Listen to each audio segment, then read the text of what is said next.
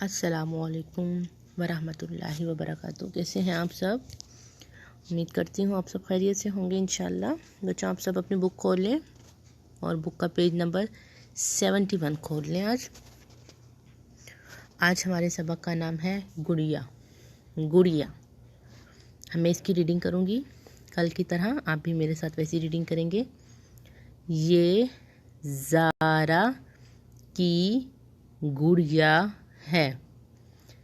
इस गुड़िया के काले बाल, कपड़े इसके नीले हैं, अच्छी अच्छी इसकी चाल, हरी हरी सी आँखें हैं, गाल हैं इसके लाल लाल, पीले पीले जूते इसके, खाती है ये शौक से दाल।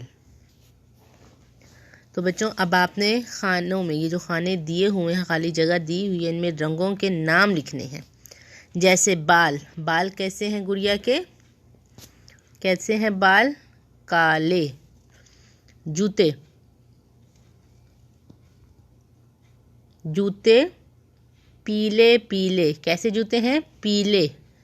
आँखें हरी, कपड़े नीले, गाल लाल। तो अब ये आप इसकी रीडिंग करेंगे और इन रंगों के नाम जो है इन खानों में लिखना है आपने। ठीक है? अपना ख्याल रखिएगा। इंशाल्लाह कल मुलाकात होगी। अल्लाह हाफिज़।